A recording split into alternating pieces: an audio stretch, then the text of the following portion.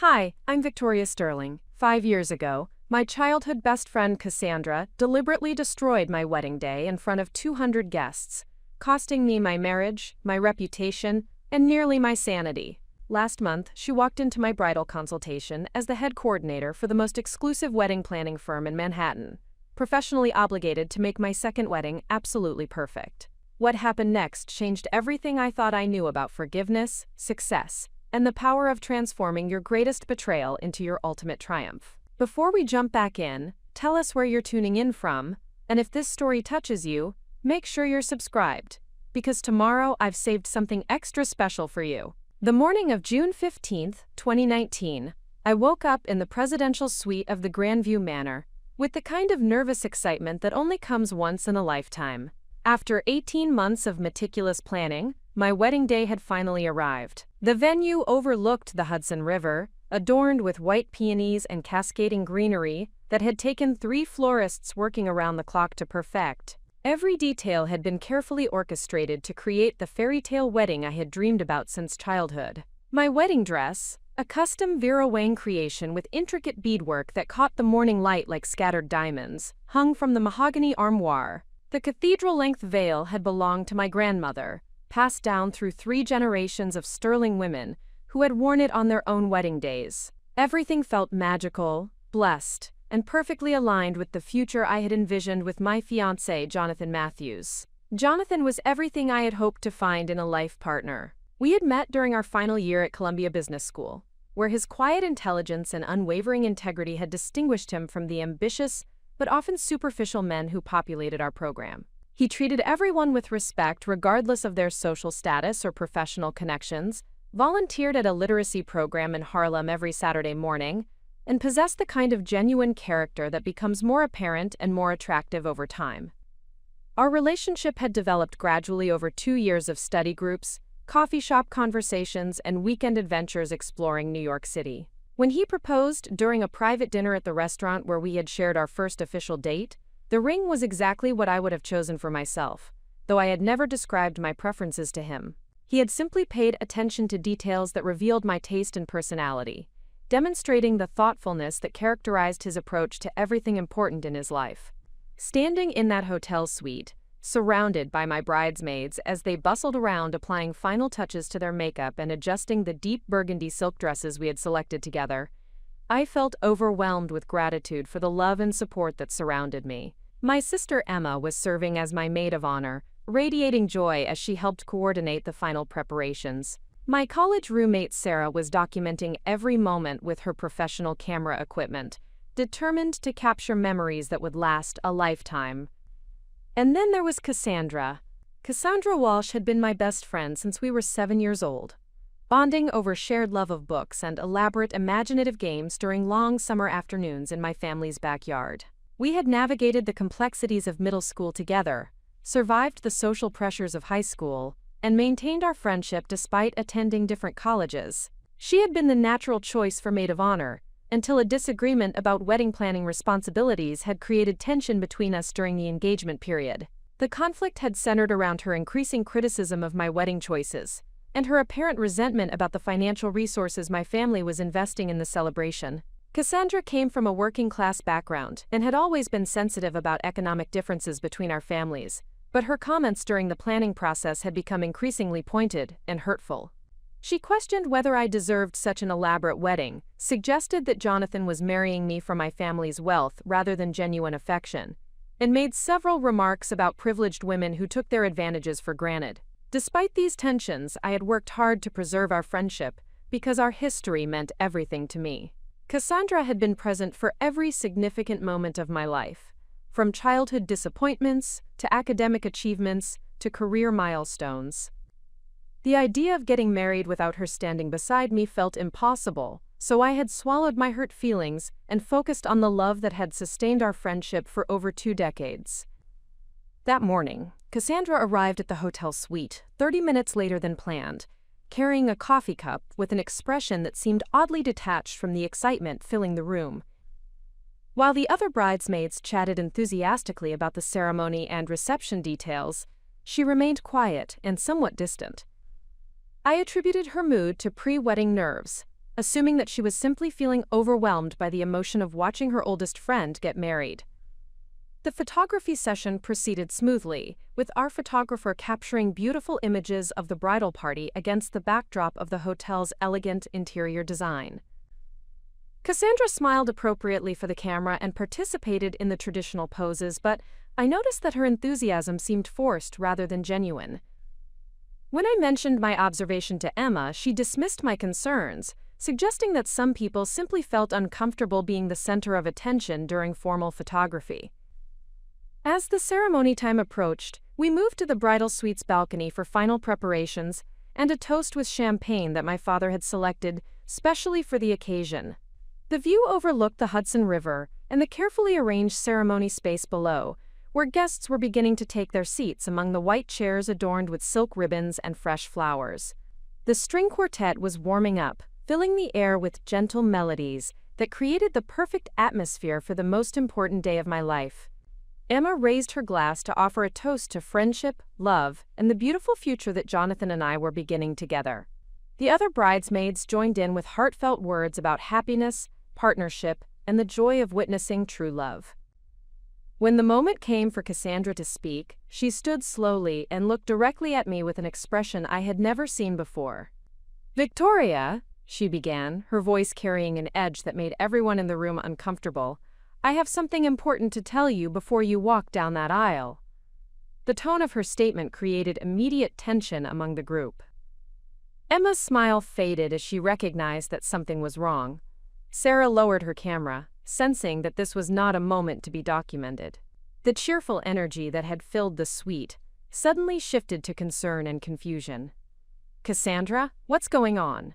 I asked, setting down my champagne glass as anxiety began to build in my chest. She reached into her purse and pulled out her smartphone, tapping the screen several times before turning it toward me. "I think you need to see this before you make the biggest mistake of your life." The screen displayed a series of text messages between Jonathan and someone named Rebecca, with timestamps from the previous evening.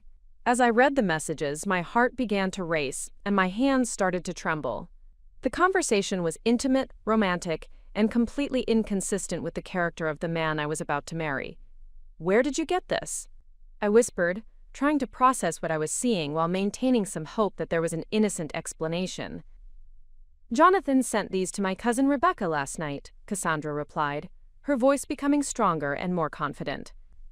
"She thought you should know what kind of man you're really marrying." The messages suggested that Jonathan had been conducting an affair with Rebecca for several months, expressing regret about the upcoming wedding and describing it as an obligation he felt trapped by family expectations to fulfill. The final message, sent at 11:47 p.m. the previous evening, included explicit content that left no room for misinterpretation about the nature of their relationship. Emma immediately moved to my side, taking the phone to examine the messages more closely. "Victoria, we need to verify this before jumping to conclusions. This doesn't sound like Jonathan at all." But Cassandra was not finished. She pulled out a tablet device and showed me additional evidence that she claimed supported the affair allegations: screenshots of social media interactions, photographs of Jonathan and Rebecca together at locations I did not recognize, and email correspondence that painted a picture of deception that had been ongoing throughout our engagement period. "I've been investigating this for weeks," Cassandra explained, her voice now carrying a tone of satisfaction that made my stomach turn. "I hired a private investigator because I suspected something was wrong. I couldn't let you walk into a marriage with someone who doesn't really love you." The room erupted in chaos as my bridesmaids tried to process this information and determine the appropriate response. Emma demanded to know why Cassandra had waited until the wedding day to reveal such serious allegations. Sarah questioned the authenticity of the evidence and suggested that we needed to speak with Jonathan directly before making any decisions. The other bridesmaids stood in shocked silence, unsure how to respond to a situation that none of us had ever imagined. I felt as though the floor had disappeared beneath my feet. The man I had planned to spend my life with, who had demonstrated nothing but love and commitment throughout our relationship, was being accused of the worst possible betrayal on what should have been the happiest day of our lives. Everything I thought I knew about love, trust, and human character was being challenged by evidence that seemed impossible to dismiss. Through the suite's windows, I could see that the ceremony space was filling with guests who had traveled from across the country to celebrate our marriage. My parents had invested over $100,000 in this wedding, viewing it as a celebration of love and the beginning of a new family legacy. Jonathan's family had flown in from California, including his elderly grandparents who had made the cross-country journey despite health challenges. "What am I supposed to do?" I asked, looking around the room at faces that reflected my own confusion and distress. Emma took charge of the situation with the decisive leadership that had always characterized her personality. "We're going to get answers before making any decisions. Sarah, go find Jonathan and bring him here immediately. Don't tell him what this is about, just say that Victoria needs to speak with him urgently." As Sarah left to locate Jonathan, I sank into the antique chair by the window, still wearing my wedding dress but feeling as though my entire world was collapsing. The cathedral veil that had been worn by 3 generations of sterling women now felt like a burden rather than a blessing, a symbol of dreams and expectations that might all be based on lies. Cassandra remained standing near the center of the room, holding her devices and watching my reaction with an expression that was difficult to interpret. There was concern in her eyes, but also something else that made me uncomfortable.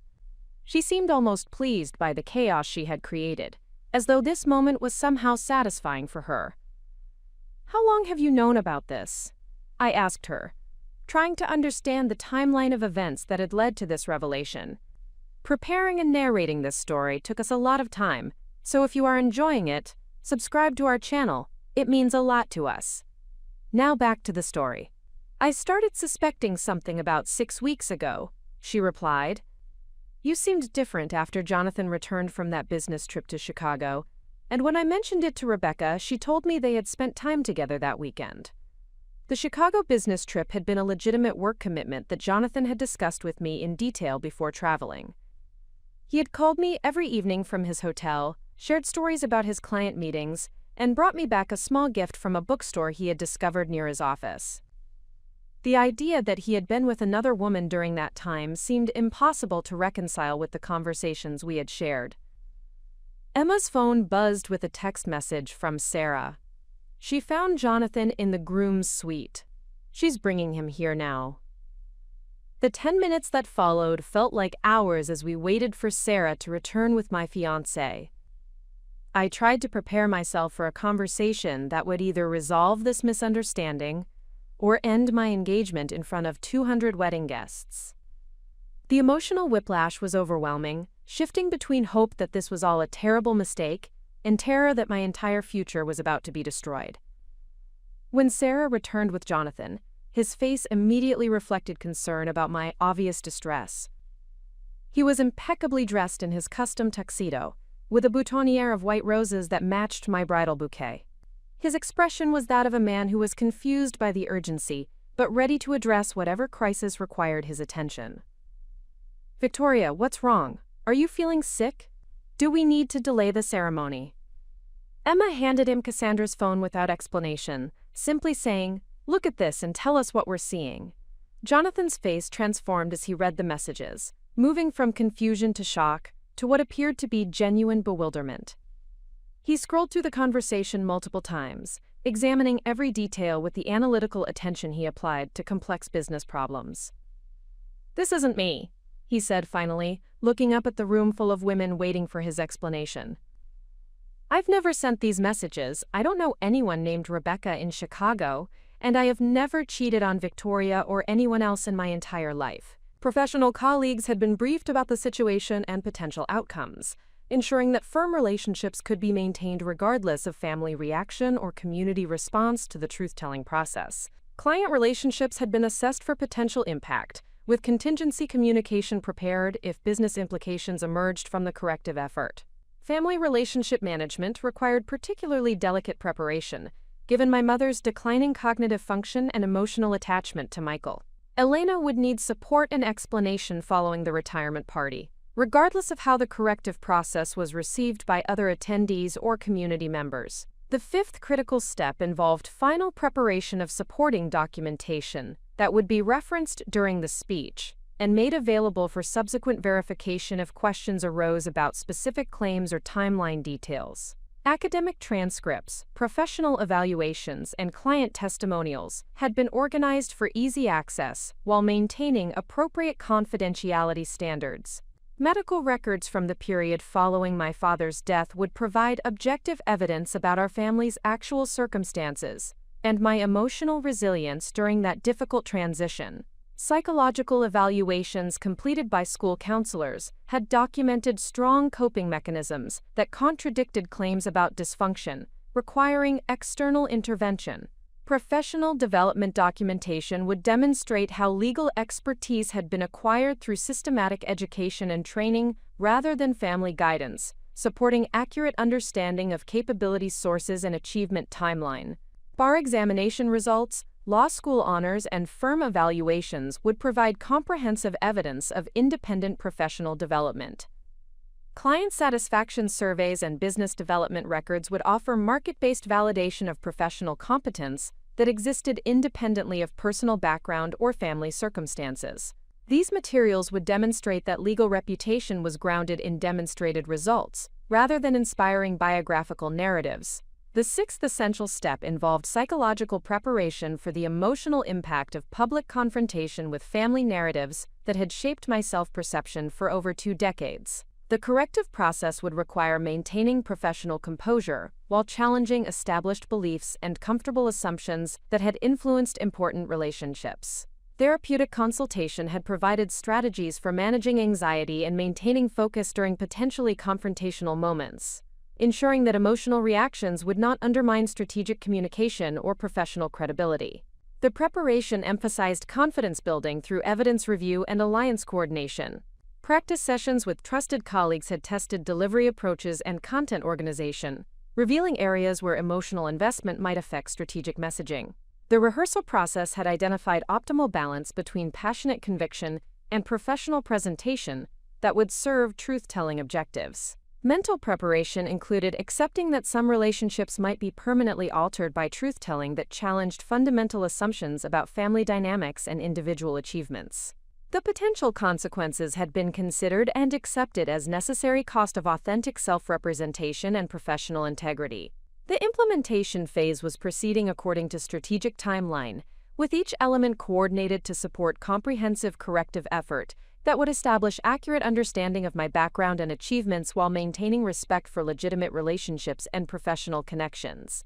The retirement party would mark culmination of systematic preparation and beginning of transformed approach to authentic representation in all professional and personal contexts. The 10-day countdown had begun, with daily progress toward truth-telling opportunity that would reclaim narrative control and establish foundation for future relationships based on accuracy rather than comfortable fiction. The first steps had been taken with confidence that comprehensive preparation would enable effective correction of misconceptions that had influenced recognition systems and community understanding for over 2 decades. The carefully orchestrated plan I had developed over weeks of intensive preparation encountered its first major obstacle 6 days before the retirement celebration, when my mother's health deteriorated unexpectedly and required emergency hospitalization. The wedding proceeded 2 hours behind schedule, after we had informed the guests about a minor emergency that had required resolution. Most people assumed that typical wedding day logistics had caused the delay, never imagining the drama that had unfolded in the bridal suite. Jonathan and I exchanged vows with even greater emotion than we had anticipated, knowing that our commitment to each other had already been tested and proven strong. But the damage that Cassandra had inflicted extended far beyond the delayed ceremony. Her betrayal had shattered my ability to trust, created doubt about my own judgment regarding people's character, and left me questioning whether other relationships in my life were based on genuine affection or hidden resentment. In the months that followed, I learned that Cassandra had been spreading rumors about my marriage and my family for weeks before the wedding, telling mutual friends that I was spoiled, privileged, and undeserving of happiness. She had attempted to recruit other people to support her campaign of sabotage, though most had refused to participate in her schemes. The revelation that someone I had loved as a sister could harbor such deep resentment and act with such calculated cruelty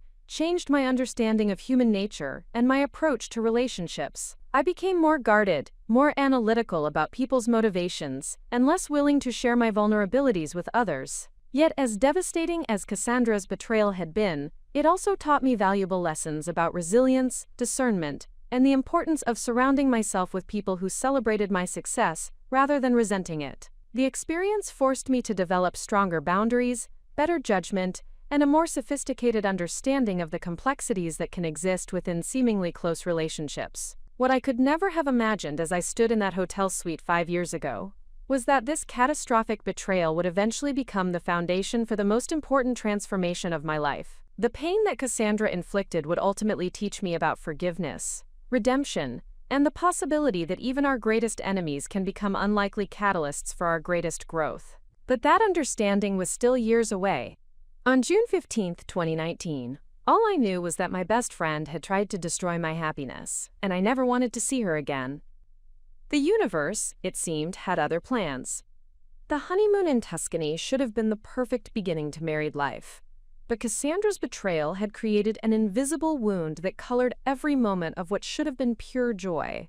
Jonathan and I wandered through vineyards and ancient villages, sampling world-class wines and dining at restaurants that had been serving families for generations.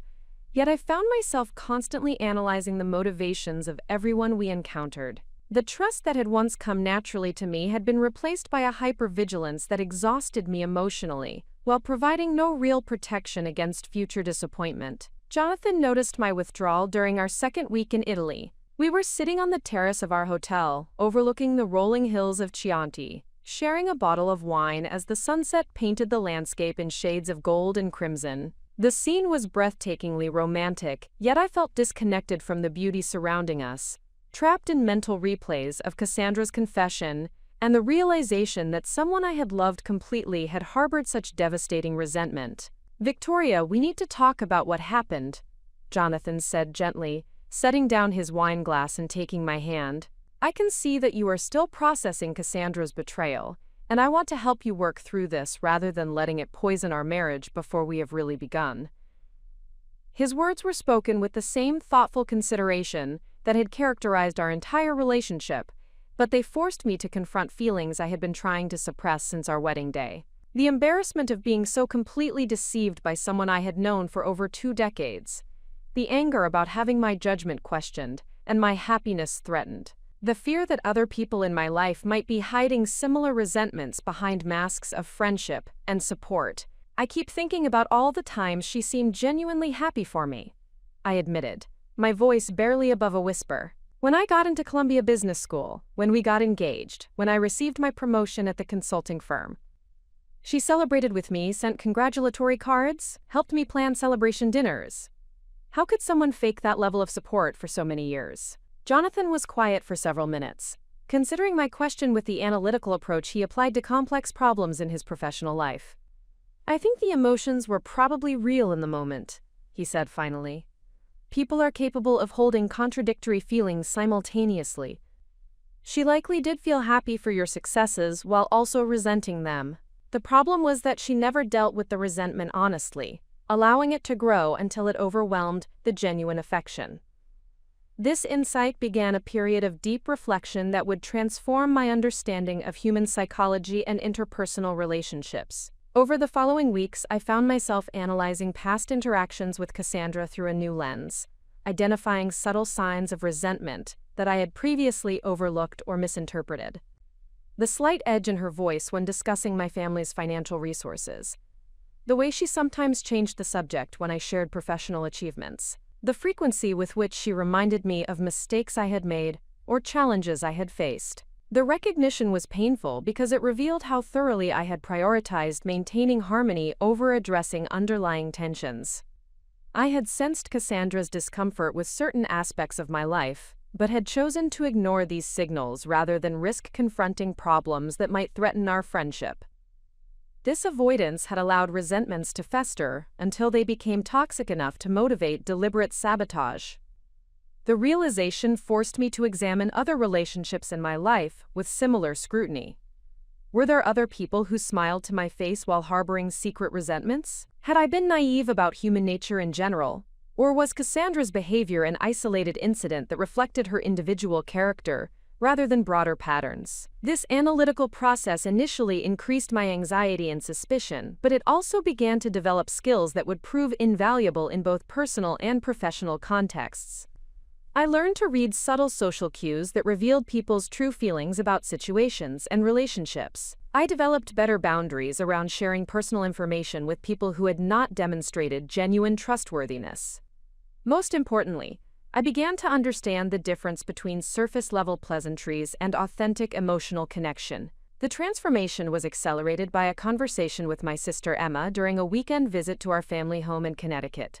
Emma had always possessed exceptional emotional intelligence and social awareness that complemented my more analytical approach to relationships. She had observed the dynamics between Cassandra and me over many years, and had occasionally expressed concerns that I had dismissed as sisterly overprotectiveness. "I hate to say this because I know how much pain you are experiencing," Emma told me as we walked through the gardens where Cassandra and I had played as children. "But I am not entirely surprised by what happened at your wedding. Cassandra has always had complicated feelings about our family's advantages, and those feelings seemed to intensify as we all moved into adulthood." Emma's observation prompted me to reconsider years of interactions that I had interpreted as normal friendship dynamics. The way Cassandra sometimes seemed uncomfortable during family gatherings, particularly when my parents discussed business opportunities or vacation plans. Her tendency to make jokes about privilege and wealth that carried undertones of criticism and resentment. The frequency with which she reminded me that not everyone had access to the resources and opportunities that I often took for granted. "Why did you never say anything more directly?" I asked Emma, genuinely curious about her perspective on these dynamics. "Because I knew you valued loyalty above almost everything else, and criticizing Cassandra would have felt like asking you to choose between your sister and your best friend," Emma replied. "I hoped that either she would work through her issues or you would recognize the problems before they became destructive. I never imagined she would go as far as sabotaging your wedding." This conversation helped me understand that my loyalty to Cassandra, while admirable in its constancy, had prevented me from addressing relationship problems that might have been resolved through honest communication. I had prioritized harmony over authenticity, allowing dysfunction to persist, rather than risking temporary conflict that could have led to genuine resolution. The insight prompted me to examine my approach to conflict resolution and difficult conversations in all areas of my life. I realized that I had a pattern of avoiding confrontation, even when direct communication might prevent larger problems from developing. This tendency had served me well in some contexts, helping me maintain relationships and professional partnerships through challenging periods. But it had also enabled people to take advantage of my reluctance to establish firm boundaries. My professional life provided additional opportunities to apply these emerging insights about human psychology and interpersonal dynamics. As a senior consultant at Morrison Strategic Solutions, I worked with executive teams who were often dealing with similar challenges around trust, communication, and hidden conflicts that threatened organizational effectiveness. The skills I was developing through processing Cassandra's betrayal began to enhance my ability to identify and address these issues in corporate environments. One particular client engagement involved a technology startup where the founding partners had been friends since college, but were experiencing increasing tension as their company scaled rapidly. The surface-level conflicts centered around strategic decisions and resource allocation, but my analysis revealed deeper issues related to changing roles, external recognition, and financial equity that mirrored some of the dynamics I had experienced with Cassandra. Rather than simply addressing the strategic disagreements, I helped the founders explore the underlying emotional and psychological factors that were driving their conflicts. The process required them to acknowledge resentments and insecurities that they had been avoiding, but it ultimately strengthened their partnership and improved their company's performance. More importantly for my own development, it demonstrated that the painful lessons I was learning from personal betrayal could be transformed into professional capabilities that created value for others. The success of this engagement led to additional opportunities to work with organizations facing complex interpersonal challenges. I developed expertise in facilitating difficult conversations, identifying hidden agendas, and creating frameworks for addressing conflicts before they became destructive. These skills distinguished me from other consultants who focused primarily on technical or strategic issues while overlooking the human dynamics that often determined whether solutions would be successfully implemented. My growing reputation for handling sensitive organizational issues attracted the attention of Margaret Chen, a senior partner at Morrison, who specialized in crisis management and organizational transformation. Margaret had built her career by helping companies navigate scandals, leadership transitions, and other challenging situations that required both strategic thinking and exceptional interpersonal skills. Victoria, I have been watching your work with the technology startup and several other clients who had complex relationship dynamics, Margaret told me during a private meeting in her corner office overlooking Manhattan. You have developed an unusual combination of analytical capability and emotional intelligence that could be extremely valuable in our crisis management practice. Margaret's offer to mentor me in crisis management represented an opportunity to channel my personal experiences into a specialized professional focus that aligned with my emerging strengths. Crisis management required the ability to remain calm under pressure, analyze complex situations quickly, identify key stakeholders and their motivations, and develop strategies that addressed both practical and emotional considerations. The role also required a high level of personal resilience and the ability to help others navigate difficult situations without becoming emotionally overwhelmed. My experience processing Cassandra's betrayal had forced me to develop exactly these capabilities, transforming what felt like a devastating personal setback into preparation for a challenging but rewarding career specialty. Under Margaret's guidance, I began working on increasingly complex engagements that tested my ability to understand human psychology under stress and develop solutions that accounted for both rational and emotional factors. Corporate scandals, executive misconduct, competitive attacks, regulatory investigations, and internal conflicts all required similar skills in analyzing stakeholder motivations, predicting behavioral responses, and crafting communication strategies that could rebuild trust and credibility. The work was demanding and often emotionally draining, but it provided a sense of purpose that transformed my understanding of professional fulfillment. Rather than simply helping companies optimize their operations or increase their profitability, I was helping people navigate some of the most difficult challenges they would ever face. The empathy I had developed through my own experiences with betrayal and loss enabled me to connect with clients who were struggling with similar feelings of vulnerability and uncertainty.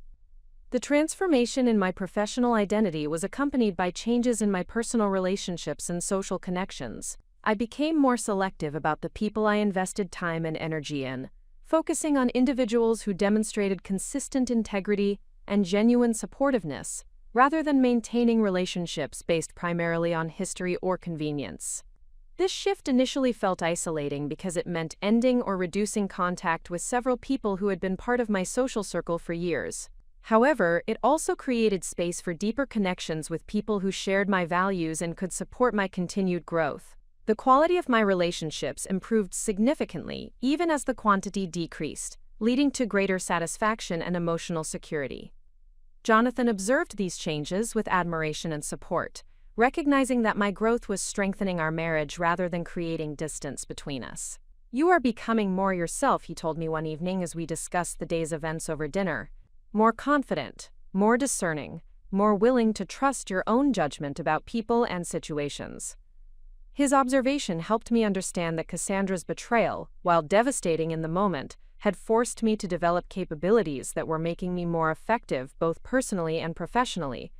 The pain had been real and significant, but it had also catalyzed growth that might not have occurred under more comfortable circumstances.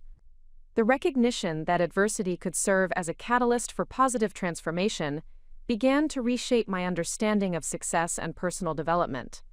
Rather than viewing challenges as obstacles to be avoided or minimized, I started to see them as opportunities to develop resilience, insight, and capabilities that could not be acquired through easier experiences. This perspective would prove essential as I continued to build my career in crisis management and developed expertise in helping others navigate their own difficult transitions. The empathy and understanding I could offer clients who were facing betrayal, disappointment, or professional setbacks was authentic, because I had experienced similar challenges and emerged stronger from the process. The woman who walked down the aisle on June 15, 2019, had been trusting, optimistic, and perhaps somewhat naive about the complexities of human motivation. The woman who emerged from processing that betrayal was more discerning, more resilient, and more capable of helping others navigate similar challenges. The transformation was painful but ultimately invaluable, laying the foundation for everything that would follow in the years ahead. As I reflected on this journey during quiet moments with Jonathan, I began to understand that Cassandra's betrayal had been a gift disguised as a catastrophe. It had forced me to develop strength I did not know I possessed, and capabilities that would serve me for the rest of my life.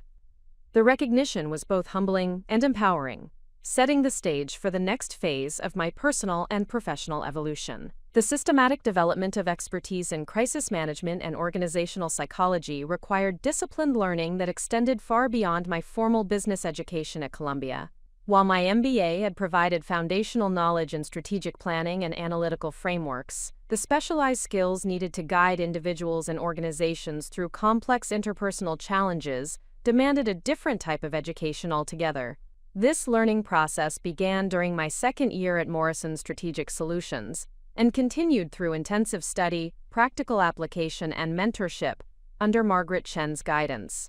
Margaret's approach to professional development emphasized the integration of academic research with real-world experience, creating a comprehensive understanding of how theoretical principles applied to actual crisis situations. She assigned me a reading list that included seminal works in psychology, organizational behavior, conflict resolution, and crisis communication.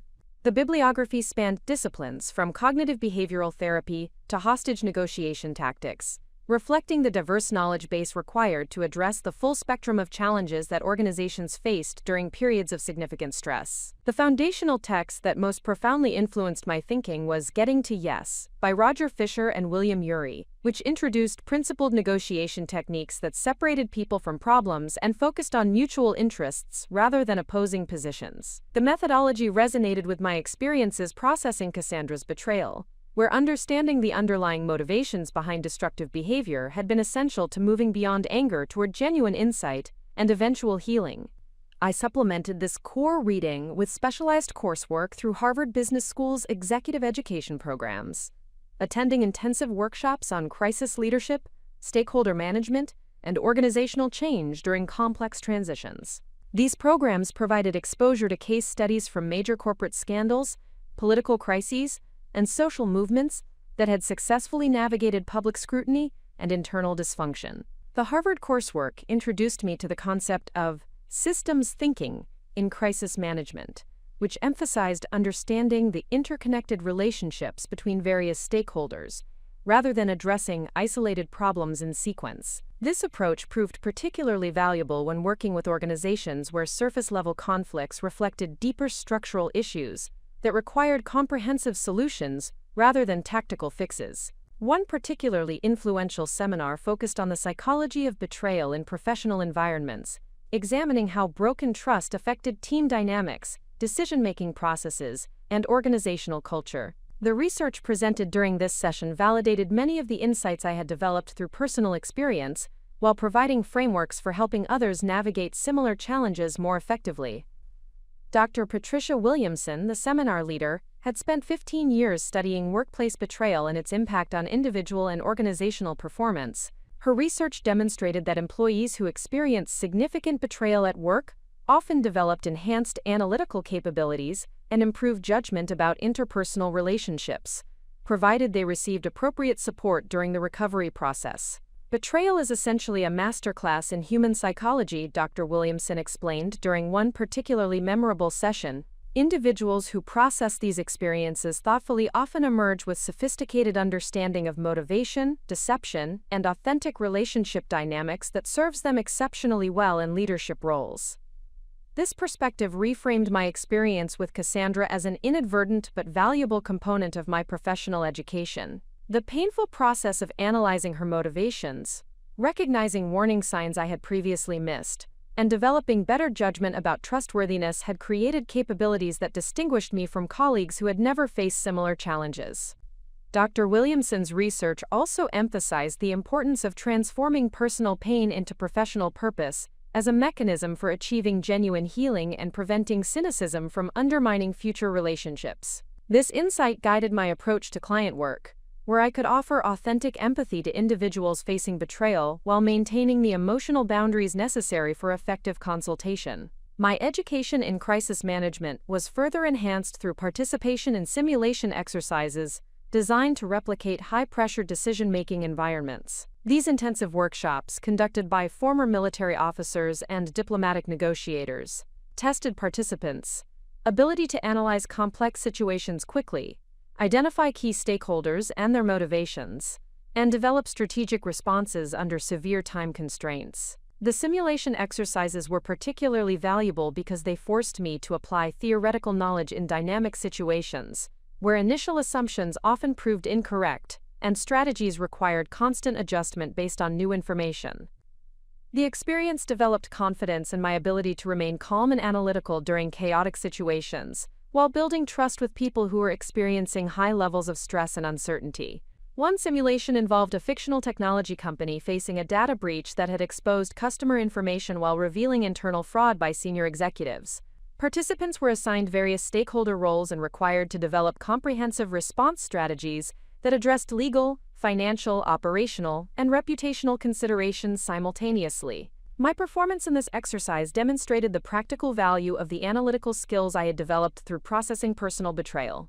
While other participants became overwhelmed by the emotional complexity of managing multiple constituencies with conflicting interests, I was able to maintain focus on underlying patterns and systematic solutions that addressed root causes rather than symptoms. The simulation facilitator, Colonel Robert Martinez, provided feedback that proved instrumental in building my confidence as a crisis management specialist. Victoria, you have an unusual ability to see through surface-level conflicts, to identify the fundamental issues that need to be resolved, he told me during the debrief session. That skill is extremely rare and exceptionally valuable in this field. Colonel Martinez's observation encouraged me to pursue additional training in investigative techniques and forensic analysis that would enhance my ability to uncover hidden agendas and concealed motivations during organizational crises.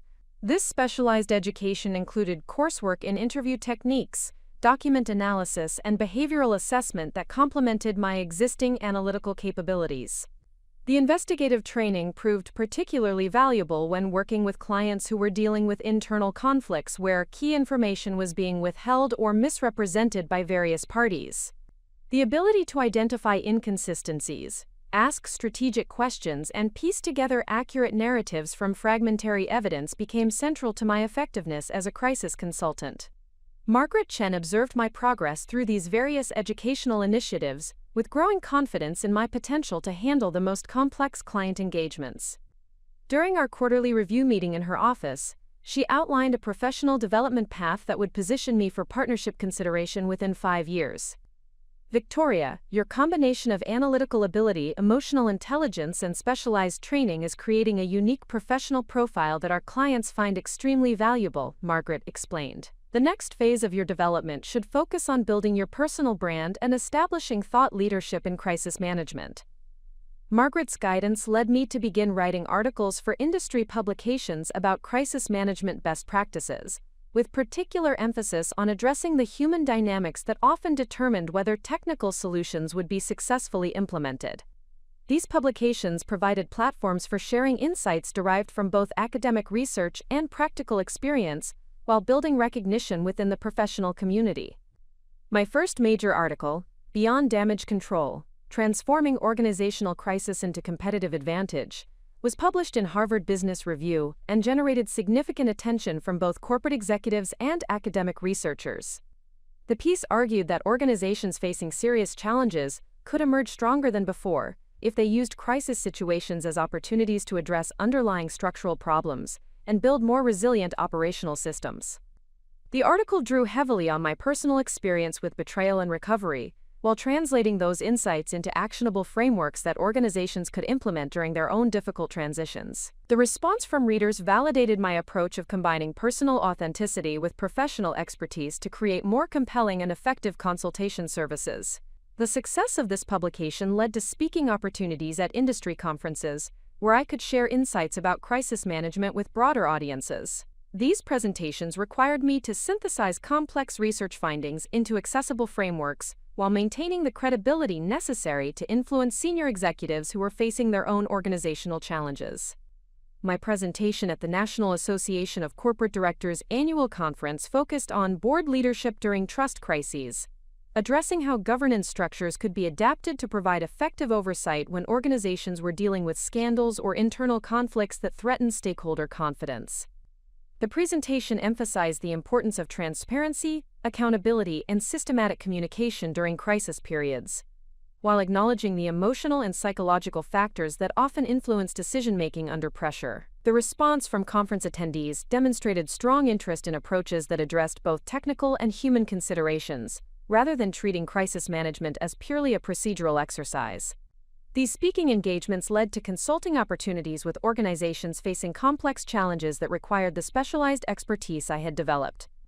One particularly significant engagement involved a prestigious law firm, where allegations of discrimination and harassment had created deep divisions within the partnership, while threatening the firm's reputation and client relationships. The law firm engagement required me to navigate extremely sensitive personal and professional dynamics, while helping the organization rebuild trust and implement sustainable improvements to their culture and management systems. The work drew heavily on my education in conflict resolution, organizational psychology, and crisis communication, while testing my ability to maintain objectivity and effectiveness in an emotionally charged environment.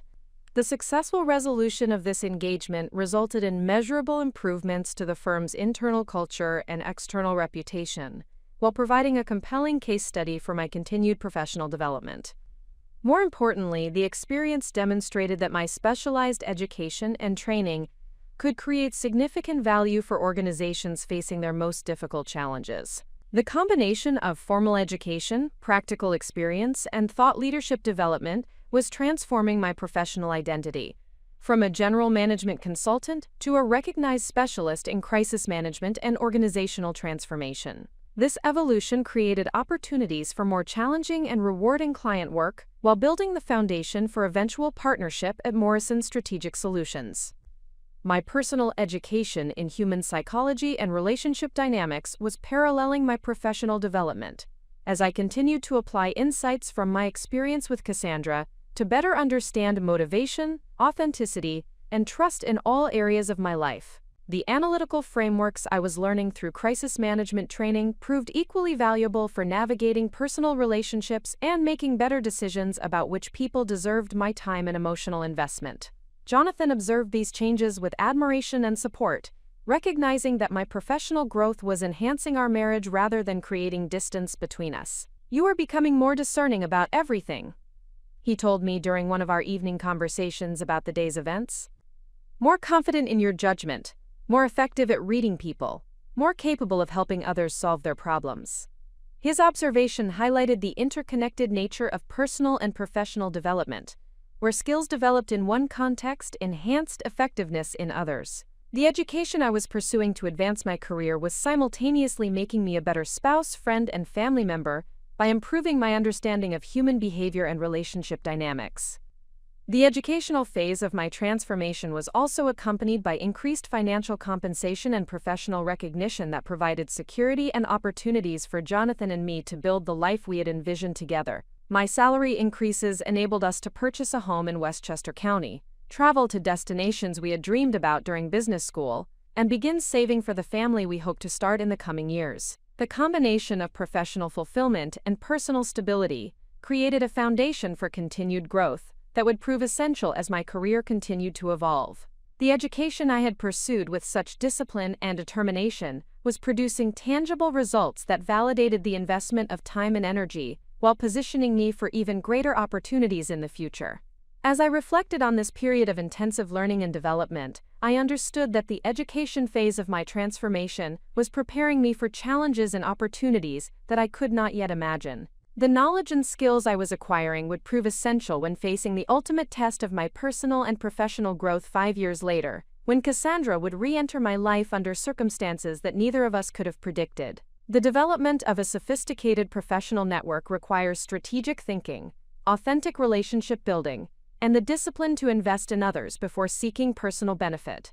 My approach to networking evolved significantly during my third year at Morrison Strategic Solutions, as I recognized that sustainable career advancement would depend not only on technical expertise, but also on meaningful connections with influential professionals who could provide opportunities, guidance, and collaborative partnerships. The foundation of my networking strategy centered on value creation rather than transactional relationship building. Rather than attending events with the primary goal of collecting business cards or securing immediate opportunities, I focused on identifying ways to contribute meaningfully to other professionals' objectives while building genuine connections based on shared interests and mutual respect. This approach was influenced by insights from Dale Carnegie's How to Win Friends and Influence People, which Margaret Chen had recommended as essential reading for anyone seeking to build influence within professional communities.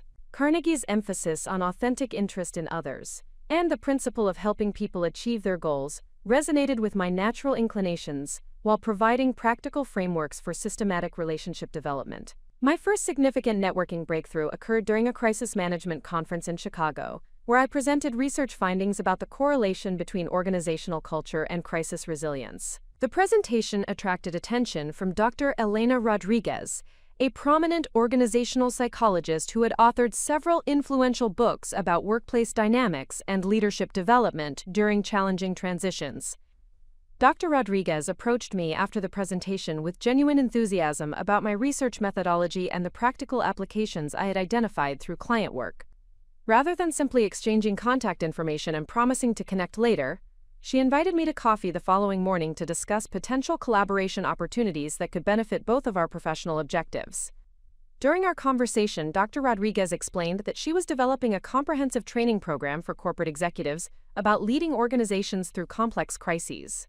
The program required practical case studies and real-world frameworks that could be implemented immediately, rather than theoretical concepts that might prove difficult to execute under pressure. Your research provides exactly the type of actionable insights that executives need, Dr. Rodriguez told me as we discussed the intersection between her academic research and my consulting experience. Would you be interested in collaborating on curriculum development that combines your practical frameworks with my psychological research? The collaboration opportunity represented a significant advancement in my professional visibility, while providing access to Dr. Rodriguez's extensive network of corporate leaders, academic researchers, and executive education professionals. More importantly, the partnership would enable me to contribute meaningfully to leadership development initiatives that could impact thousands of professionals facing similar challenges to those I had experienced personally. Over the following 6 months, Dr. Rodriguez and I developed an executive education program titled Leading Through Betrayal: Building Organizational Resilience in Trust Crises. The curriculum integrated psychological research about trust formation and repair with practical frameworks for crisis management that organizations could implement during periods of significant internal conflict or external scrutiny. The program development process required extensive collaboration with executives who had successfully navigated major organizational crises, providing opportunities to build relationships with senior leaders across multiple industries. These conversations revealed consistent patterns in how effective leaders approached trust crises, while demonstrating the value of combining emotional intelligence with systematic crisis management methodologies. One particularly influential connection emerged through this research process. David Kim, the Chief Executive Officer of Meridian Financial Services, had successfully led his organization through a complex crisis involving regulatory investigation, internal fraud, and significant media scrutiny that threatened the company's survival. His approach to crisis leadership exemplified the principles Dr. Rodriguez and I were incorporating into our educational curriculum. David agreed to serve as a case study subject for our program while also becoming a valuable mentor who provided insights about executive leadership that complemented my consulting perspective. His guidance proved instrumental in helping me understand how crisis management expertise could be leveraged to build broader leadership capabilities and executive presence. Victoria, your ability to analyze complex interpersonal dynamics while maintaining focus on strategic objectives is exactly what organizations need during their most difficult periods, David observed during one of our planning sessions. You should consider positioning yourself for chief executive roles rather than limiting your aspirations to consulting partnerships. David's suggestion represented a fundamental shift in how I conceptualized my career trajectory. While I had been focused on building expertise within the consulting industry, His perspective suggested that my specialized knowledge could be applied more broadly to general management roles that required sophisticated understanding of organizational dynamics and crisis leadership. This insight led me to expand my networking efforts beyond crisis management specialists to include senior executives, board members, and investors who were responsible for making leadership decisions during challenging organizational transitions. The expansion required developing new relationship-building strategies that could demonstrate value to individuals who had different professional priorities and decision-making criteria. My approach to building relationships with senior executives emphasized thought leadership and strategic insights, rather than technical consulting capabilities. I began writing more frequently for publications that reached chief executive officers and board members, focusing on topics that connected crisis management expertise with broader leadership challenges, such as organizational transformation, stakeholder management, and competitive positioning during market disruption. One article that generated significant executive attention was The Crisis Advantage: How Smart Leaders Use Disruption to Accelerate Growth, published in the McKinsey Quarterly. The piece argued that organizations facing significant challenges possessed unique opportunities to implement changes that would be impossible under normal circumstances, provided they had leadership teams capable of maintaining strategic focus while managing immediate crisis requirements. The article attracted responses from dozens of senior executives who were facing similar challenges within their own organizations.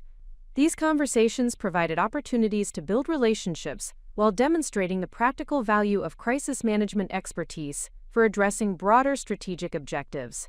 Margaret Chen observed my expanding network with approval, while also providing guidance about maintaining focus on objectives that would advance my long-term career goals, rather than pursuing relationships that might be interesting but strategically irrelevant. Victoria, you are building an impressive professional network, but remember that effective networking requires selectivity and intentionality, Margaret counseled during one of our mentoring sessions.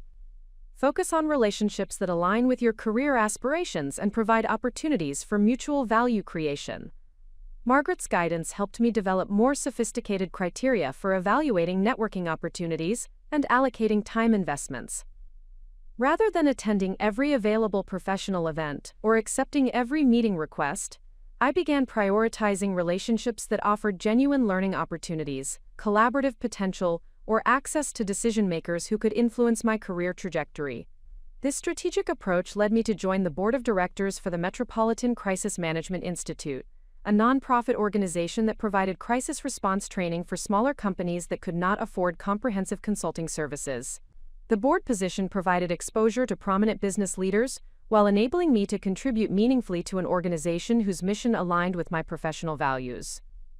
Through the board service, I developed relationships with individuals who possessed diverse expertise in areas that complemented my crisis management specialization.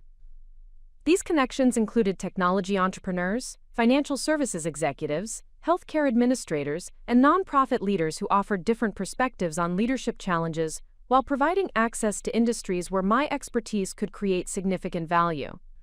One particularly valuable board colleague was Sarah Chen, the Chief Technology Officer of a rapidly growing fintech company that was revolutionizing small business lending through innovative data analytics and streamlined application processes. Sarah's combination of technical expertise and entrepreneurial vision provided insights about building companies during periods of rapid change and competitive pressure. Sarah and I discovered shared interests in organizational psychology and leadership development that extended beyond our board responsibilities. Our conversations about building high-performance teams during periods of rapid growth revealed opportunities for collaboration that could benefit both of our professional objectives. Victoria, we are planning to expand our executive team significantly over the next 18 months as we scale operations and enter new markets, Sarah explained during one of our coffee meetings after a board session. Your expertise in organizational dynamics and crisis management could be extremely valuable as we navigate the challenges of rapid growth. Sarah's company, Pinnacle Financial Technologies, represented exactly the type of innovative organization where my expertise could create substantial impact while providing exposure to entrepreneurial leadership and technology-driven business models. The opportunity to work with a high-growth company would complement my traditional consulting experience while building capabilities that could support future executive roles. My network expansion was also facilitated by participation in executive leadership programs that brought together high-potential professionals from various industries for intensive learning experiences. These programs provided concentrated opportunities to build relationships with individuals who possess similar career ambitions while developing leadership capabilities through exposure to diverse business challenges and problem-solving approaches. The most influential of these programs was the Harvard Business School Advanced Management Program, a comprehensive executive education experience that included participants who were being prepared for senior leadership roles within their respective organizations. The program's intensive format created opportunities for deep relationship building while providing exposure to cutting-edge business thinking and strategic frameworks. During the Harvard program, I connected with executives who were facing complex organizational challenges that required exactly the type of crisis management expertise I had developed. These relationships provided immediate consulting opportunities while also building long-term professional connections that would prove valuable throughout my career advancement. One particularly significant connection was Michael Torres, the president of global operations for a multinational consumer goods company that was dealing with supply chain disruptions, regulatory challenges, and internal conflicts that threatened operational effectiveness across multiple geographic markets. Michael's challenges required sophisticated understanding of cross-cultural communication, stakeholder management, and crisis coordination across diverse organizational structures. Our collaboration on addressing his company's challenges provided opportunities to apply my crisis management expertise in international contexts, while building experience with complex operational issues that extended beyond traditional interpersonal dynamics. The successful resolution of these challenges created a compelling case study for my professional capabilities, while establishing Michael as a valuable advocate within his extensive professional network. The systematic approach to network building was producing measurable results in terms of consulting opportunities, speaking engagements, and strategic partnerships that were accelerating my career advancement. More importantly, the relationships I was developing were providing access to learning opportunities and collaborative projects that were enhancing my expertise while building a reputation for delivering exceptional value to challenging organizational situations. The network I had constructed represented more than professional connections. These relationships had become sources of intellectual stimulation, career guidance, and personal support that enriched both my professional and personal life. The individuals I was connected with shared similar values about excellence, integrity, and the importance of using business success to create positive impact for others. As I reflected on the transformation in my professional relationships over the 3 years since my wedding, I recognized that the analytical skills I had developed through processing Cassandra's betrayal had enhanced my ability to build authentic connections with people who possessed genuine character and aligned values. The painful experience of being deceived by someone I trusted completely had taught me to recognize authenticity and integrity in others, while avoiding relationships that might be based on superficial compatibility rather than fundamental alignment. This enhanced discernment was proving invaluable in professional contexts where the ability to assess people's motivations and character could determine the success or failure of major initiatives. The network I was building consisted of individuals who had demonstrated consistent integrity and competence over time, creating a foundation of trust that could support ambitious collaborative projects and mutual advocacy. The transition from theoretical knowledge to practical implementation required courage, strategic planning, and the willingness to risk established security for the possibility of creating something entirely new. My opportunity to test my crisis management expertise in an entrepreneurial context emerged during my 4th year at Morrison Strategic Solutions, when Sarah Chen approached me with a proposition that would challenge everything I had learned about organizational leadership while providing the ultimate test of my professional capabilities. Sarah's fintech company, Pinnacle Financial Technologies, had achieved remarkable growth over its 3-year history, expanding from a 5-person startup to a 200-employee organization that was processing over $1 billion in small business loans annually. However, this rapid expansion had created internal tensions and operational challenges that threatened to undermine the company's continued success unless they were addressed through systematic organizational development. The immediate crisis centered around a whistleblower complaint filed by a former employee who alleged that Pinnacle's underwriting algorithms contained inherent biases that discriminated against minority-owned businesses and women entrepreneurs. The allegations had attracted attention from federal regulators, civil rights organizations, and investigative journalists who were examining whether the company's artificial intelligence systems perpetuated systemic discrimination in small business lending. The regulatory investigation threatened Pinnacle's operating licenses in several states, while generating negative media coverage that was damaging the company's reputation among customers, investors, and potential business partners. More significantly, the crisis had exposed deeper organizational issues related to diversity and inclusion, ethical oversight, and corporate governance that required comprehensive solutions rather than tactical damage control. Sarah invited me to join Pinnacle as Chief Operating Officer, with responsibility for resolving the immediate crisis while building organizational systems that could support sustainable growth and ethical operations. The role represented a dramatic career transition from consulting to executive leadership, requiring me to apply my specialized expertise within a single organization rather than across multiple client engagements. The opportunity was simultaneously exhilarating and terrifying, because it would test whether my crisis management theories could produce measurable results when I possessed direct authority and accountability for implementation.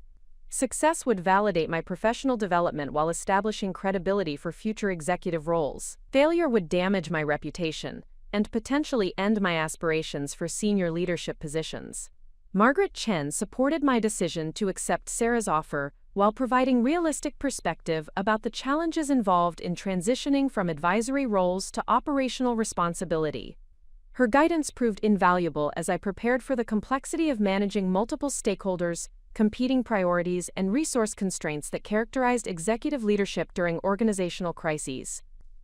Victoria, your expertise in crisis management and organizational psychology provides excellent preparation for this role, but remember that implementation requires different skills than analysis, Margaret cautioned during our final mentoring session before my departure from Morrison.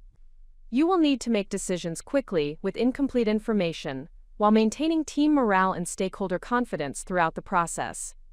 My first 90 days at Pinnacle required immersion in the company's technology systems, business model, regulatory environment, and organizational culture, while simultaneously developing comprehensive strategies for addressing the discrimination allegations and implementing preventative measures that could restore stakeholder confidence. The investigation revealed that the whistleblower's core allegations were partially accurate. Pinnacle's underwriting algorithms had not been intentionally designed to discriminate, but they incorporated data sources and analytical frameworks that indirectly reflected historical biases in business lending practices. The artificial intelligence systems had learned to replicate patterns from traditional financial institutions that had systematically underserved minority entrepreneurs and women business owners.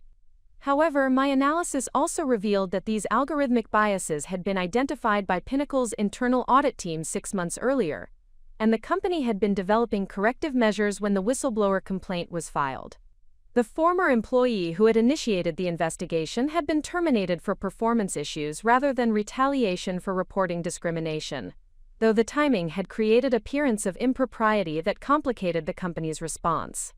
The situation required nuanced communication strategies that acknowledged legitimate concerns about algorithmic bias while providing accurate context about Pinnacle's corrective actions and commitment to ethical lending practices.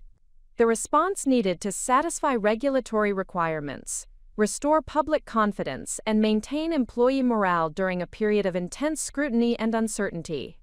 My first major initiative involved engaging external experts in algorithmic auditing and bias detection to conduct comprehensive analysis of Pinnacle's underwriting systems and recommend specific improvements that could eliminate discriminatory patterns while maintaining competitive lending decisions. This approach demonstrated proactive commitment to addressing identified problems rather than minimizing their significance or delaying corrective action. The external audit confirmed the existence of subtle biases in Pinnacle's algorithms, while also validating the company's preliminary efforts to develop corrective measures. The auditors recommended comprehensive retraining of the artificial intelligence systems using more diverse data sources and implementing ongoing monitoring protocols that could detect emerging biases before they affected lending decisions. Implementation of these recommendations required significant technology investments and operational changes that tested Pinnacle's financial resources and organizational capacity during a period when regulatory uncertainty was making capital raising more difficult. The crisis management challenge involved balancing immediate compliance requirements with long-term strategic objectives while maintaining stakeholder confidence throughout the remediation process. My approach emphasized transparency and stakeholder engagement rather than defensive communication strategies that might minimize short-term criticism but fail to build sustainable trust. I organized regular briefings for regulators, investors, and community advocates that provided detailed updates about corrective actions while soliciting feedback about additional measures that could strengthen Pinnacle's commitment to ethical lending practices. The transparency strategy initially generated additional scrutiny and criticism, as external stakeholders identified aspects of Pinnacle's operations that required improvement. However, this feedback proved invaluable for developing comprehensive solutions that addressed root causes rather than superficial symptoms, while building relationships with community leaders who could serve as advocates for the company's transformation efforts. One particularly important relationship emerged with Dr. Angela Washington, the director of the Metropolitan Small Business Development Center, who had initially been critical of Pinnacle's lending practices but became a collaborative partner, as she observed the company's genuine commitment to implementing meaningful reforms. Dr. Washington's organization served minority entrepreneurs and women business owners, who represented exactly the demographic groups that Pinnacle's algorithms had inadvertently underserved. Her insights about the specific challenges these entrepreneurs faced when seeking capital proved invaluable for developing lending criteria that could identify creditworthy borrowers who might be overlooked by traditional underwriting approaches. Victoria, what impresses me about Pinnacle's response is that you are not simply trying to fix technical problems with your algorithms, Dr. Washington observed during one of our collaboration sessions. You are fundamentally rethinking how financial technology can serve underrepresented entrepreneurs more effectively. The collaboration with Dr. Washington's organization led to development of specialized lending programs that combined artificial intelligence analysis with human review processes, specifically designed to identify promising business opportunities among entrepreneurs who lacked traditional credit profiles or collateral assets. These programs required additional operational complexity, but generated strong portfolio performance while advancing Pinnacle's diversity and inclusion objectives.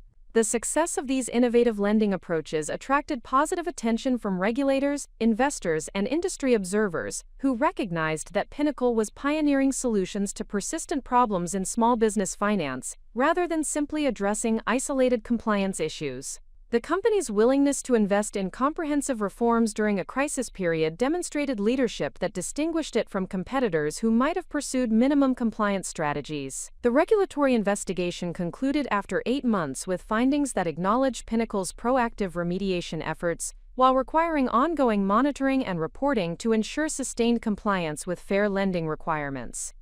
The resolution provided regulatory clarity that enabled resumed business development while establishing Pinnacle as a model for ethical artificial intelligence implementation in financial services. More importantly for my professional development, the successful crisis resolution demonstrated that my crisis management expertise could produce measurable results when applied with executive authority and adequate resources.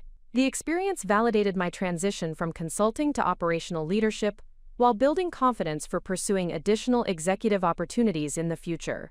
The Pinnacle experience also revealed capabilities I had not fully recognized during my consulting career. The ability to inspire teams during difficult periods, maintain strategic focus while managing competing demands, and build coalitions among diverse stakeholders proved to be natural extensions of the analytical and interpersonal skills I had developed through processing personal betrayal and professional education. Sarah Chen observed these emerging leadership capabilities with appreciation and provided feedback that proved instrumental in building my confidence as an executive. Victoria, your approach to this crisis has been exceptional because you maintained focus on long-term solutions rather than short-term damage control, she told me during our year-end review meeting. That strategic perspective is exactly what we need as we prepare for the next phase of growth. Sarah's feedback encouraged me to begin developing my own vision for how technology companies could integrate ethical considerations into their core business strategies, rather than treating social responsibility as an ancillary concern. This vision would eventually form the foundation for my own entrepreneurial ventures, though those opportunities were still several years in the future. The success at Pinnacle also generated external recognition that enhanced my professional reputation beyond crisis management specialization. Industry publications featured articles about Pinnacle's transformation that highlighted my leadership role, while speaking invitations provided platforms for sharing insights about integrating ethical considerations into technology development and business operations. One particularly significant recognition came from the National Association of Corporate Directors, which invited me to present a case study about Pinnacle's crisis response at their annual conference. The presentation attracted attention from board members and senior executives who were facing similar challenges related to artificial intelligence, algorithmic bias, and stakeholder engagement during technology transitions. The NACD presentation led to additional consulting opportunities with technology companies that were seeking guidance about proactive approaches to ethical artificial intelligence development. These engagements provided income supplementation while building expertise in emerging areas that would prove valuable for future career advancement. However, the most important outcome of the Pinnacle experience was personal confidence that I could lead organizations through complex challenges while maintaining integrity and achieving sustainable results. The crisis management theories I had studied extensively had proven effective when implemented with appropriate resources and stakeholder support, validating my professional development while providing foundation for greater leadership aspirations. The transformation from consultant to executive required adjustment to different decision-making responsibilities and accountability structures, but the fundamental skills I had developed through education and networking translated effectively to operational leadership contexts. The ability to analyze complex situations, understand stakeholder motivations, and develop systematic solutions remained central to effectiveness regardless of organizational role or industry context. As I reflected on the Pinnacle experience during quiet moments with Jonathan, I recognized that this first prototype of executive leadership had exceeded my expectations while revealing new possibilities for future career development. The success provided validation for pursuing additional executive opportunities while building confidence that I could create meaningful impact through business leadership rather than advisory consulting. The woman who had been devastated by personal betrayal 5 years earlier had developed into a business executive capable of leading organizations through complex crises while building coalitions among diverse stakeholders. The transformation was profound and would prove essential for the challenges and opportunities that lay ahead in the journey toward entrepreneurial success and eventual reunion with the person who had catalyzed this remarkable evolution. The ambition to launch my own consulting firm specializing in ethical business transformation required confronting the harsh realities of entrepreneurship while working within significant financial constraints that tested every creative problem-solving skill I had developed throughout my career. After 2 successful years as Chief Operating Officer at Pinnacle Financial Technologies, I had gained invaluable executive experience and built a compelling track record of leading organizations through complex ethical and regulatory challenges.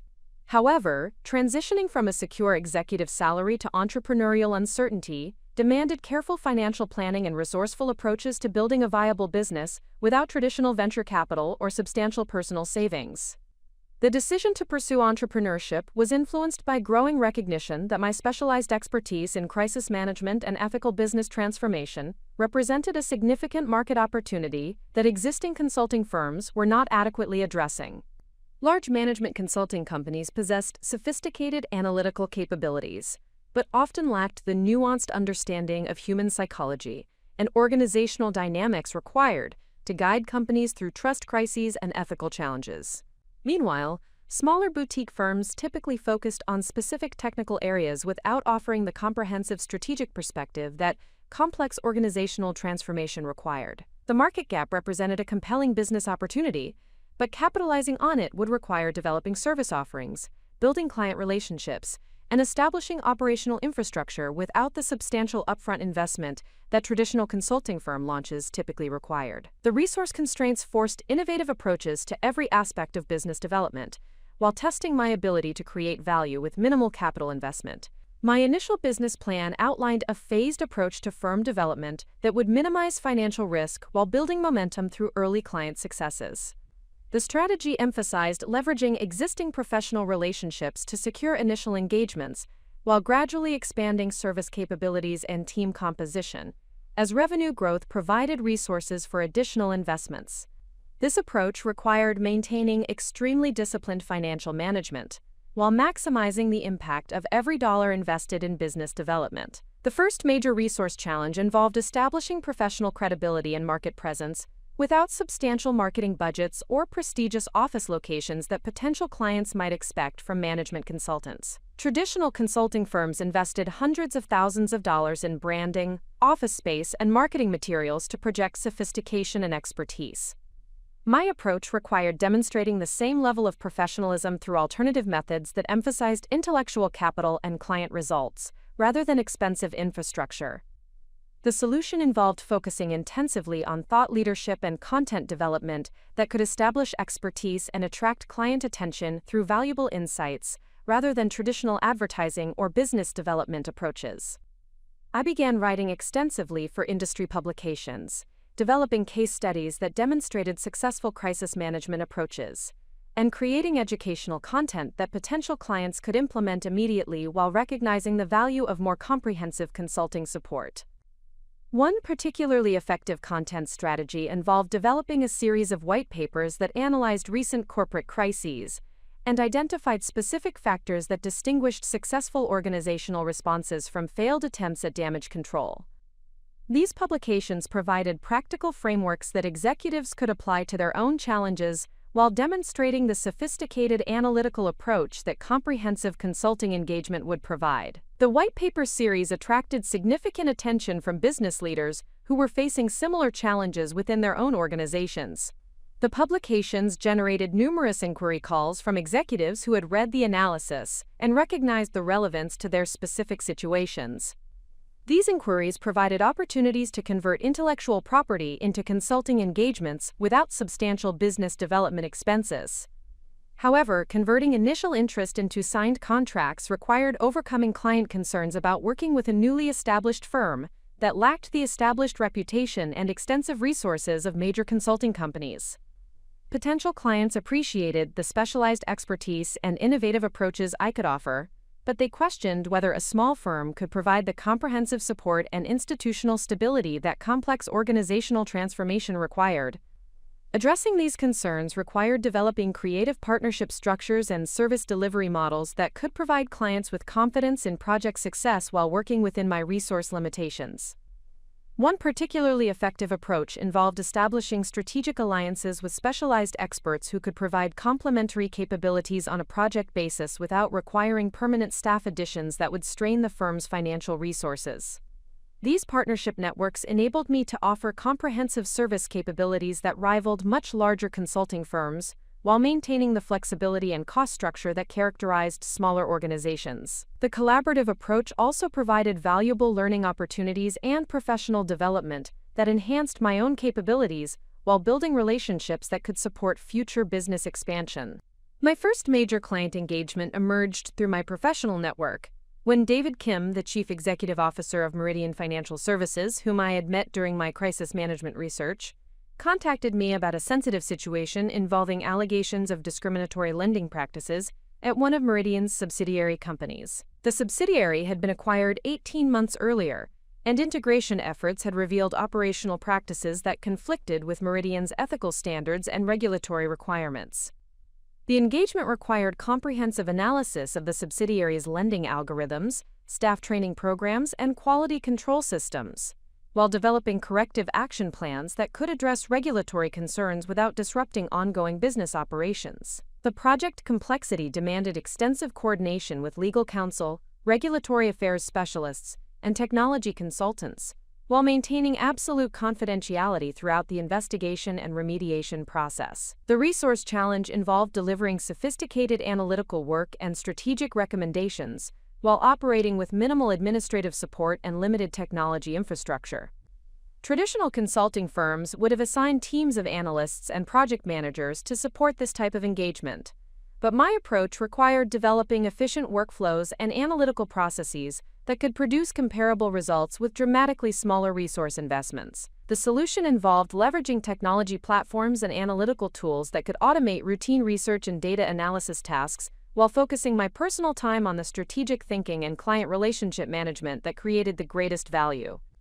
This approach required substantial upfront investment in learning new software applications and developing customized analytical frameworks, but it ultimately enabled delivery of high-quality results while maintaining competitive pricing that attracted additional client opportunities. The Meridian engagement was completed successfully within 6 months, resulting in comprehensive remediation of the subsidiary's discriminatory practices and implementation of monitoring systems that prevented similar problems from emerging in the future. More importantly for my business development, the project generated a compelling case study that demonstrated the effectiveness of my approach, while providing David Kim with measurable results that motivated him to recommend my services to other executives facing similar challenges. The successful completion of the Meridian project provided crucial validation of my business model, while generating revenue that enabled modest expansion of service capabilities and technology infrastructure. However, the irregular nature of consulting revenue required careful cash flow management and strategic planning to ensure that business expenses remained aligned with available resources during periods between major engagements. The financial uncertainty was particularly challenging because it contrasted sharply with the predictable compensation and comprehensive benefits that executive employment had provided. The transition required adjustment to variable income streams and responsibility for health insurance, retirement planning, and other benefits that had previously been provided by employers. These additional financial obligations had to be managed while investing in business development activities that would generate future revenue. Jonathan provided essential emotional and practical support during this challenging transition period, sharing responsibility for household expenses while I established the consulting firm and built a sustainable client base. His understanding and encouragement proved invaluable during periods when the financial stress of entrepreneurship created doubt about the viability of the business venture.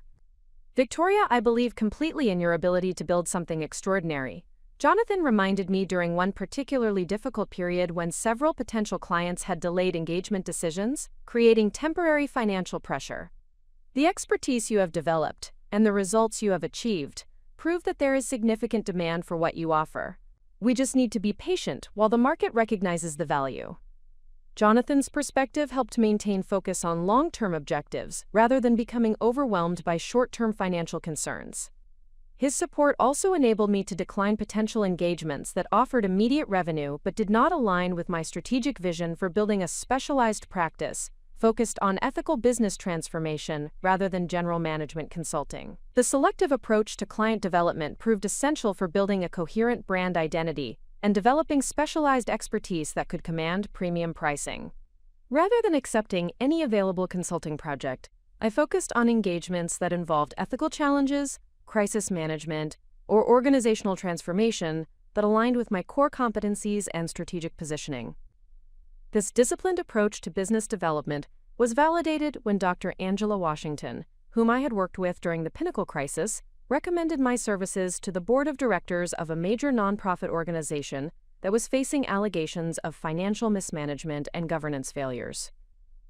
The nonprofit engagement represented an opportunity to apply my crisis management expertise in a different organizational context, while building experience with board governance and stakeholder management that would prove valuable for future client opportunities.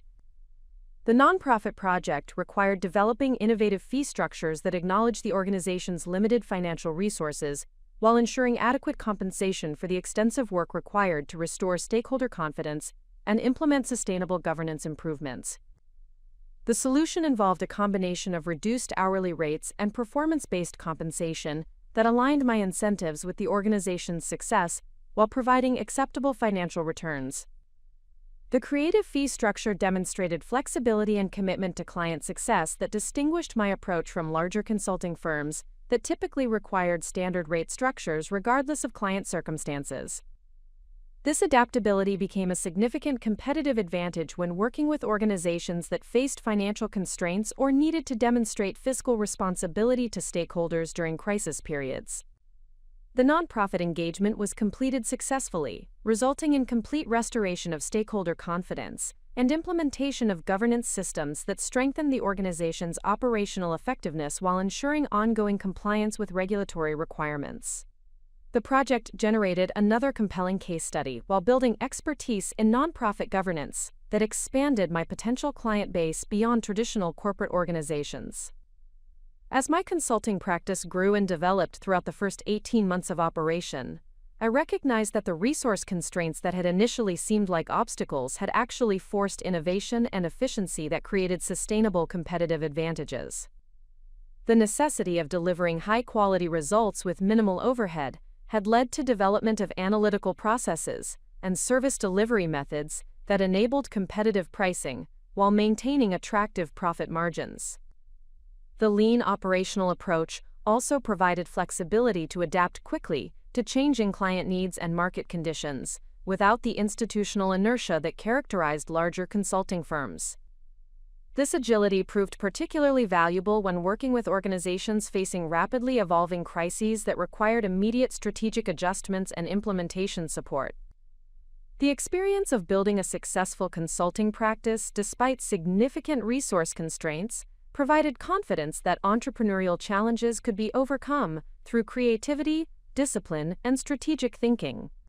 The lessons learned during this phase would prove essential for future business ventures that required even greater resource efficiency and innovative approaches to market development. The foundation was being established for expansion into larger opportunities that would test my ability to scale beyond individual consulting expertise toward building organizational capabilities that could operate independently of my personal involvement.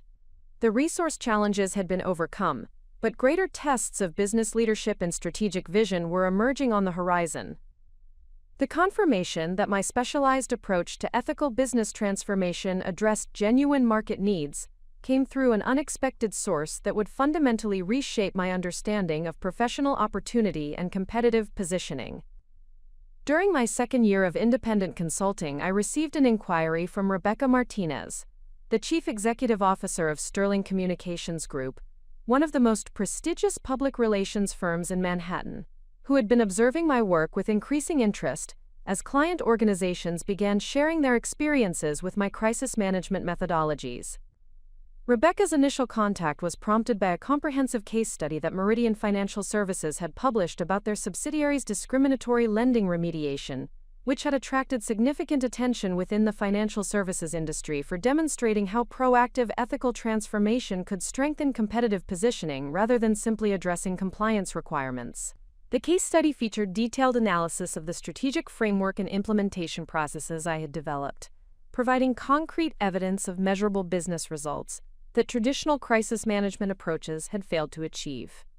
The Sterling Communications inquiry represented a significant validation of my business model, because Rebecca's firm worked exclusively with Fortune 500 companies and had established relationships with the most sophisticated corporate clients in multiple industries.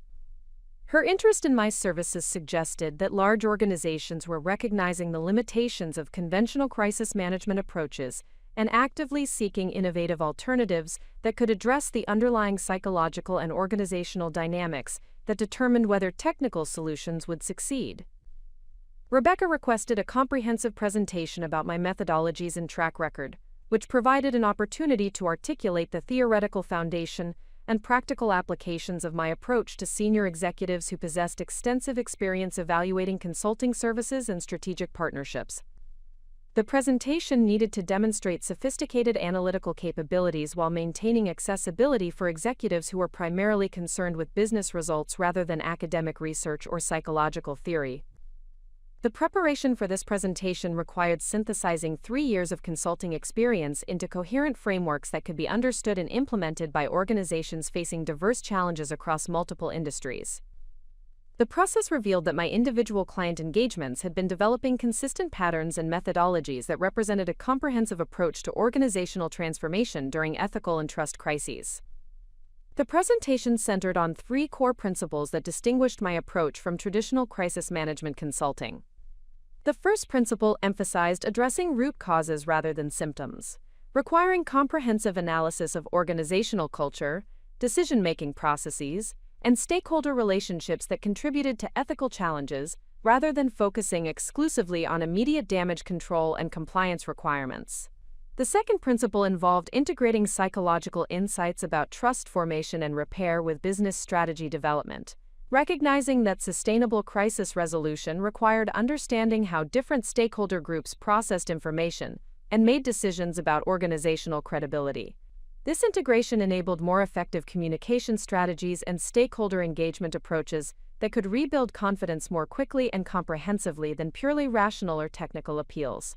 The third principle emphasized proactive transformation rather than reactive remediation, positioning ethical challenges as opportunities to implement organizational improvements that would strengthen competitive positioning and operational effectiveness rather than viewing crisis management as minimizing damage to existing business models. The presentation to Sterling Communications was attended by Rebecca and 3 senior partners who possessed extensive experience working with corporations during crisis situations.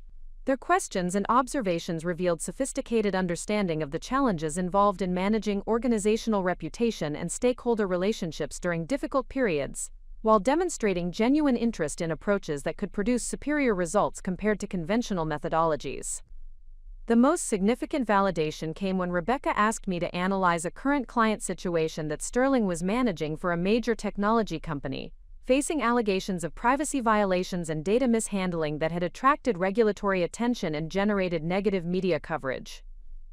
The request provided an opportunity to demonstrate my analytical approach in real time, while offering strategic insights that could be compared directly with Sterling's conventional crisis management recommendations. The technology company case involved complex technical issues related to data encryption and user consent that required understanding both regulatory requirements and consumer psychology about privacy expectations. However, my analysis revealed that the underlying challenge was organizational culture that prioritized rapid product development over comprehensive privacy protection, creating systemic vulnerabilities that would continue generating problems regardless of specific technical fixes. My recommendations emphasize transforming the company's development processes and governance systems to integrate privacy considerations into strategic decision-making, rather than treating data protection as a compliance afterthought. This approach required more substantial organizational changes than Sterling's tactical recommendations, but it promised to eliminate recurring privacy issues while strengthening the company's competitive positioning in markets where consumer trust was becoming increasingly important.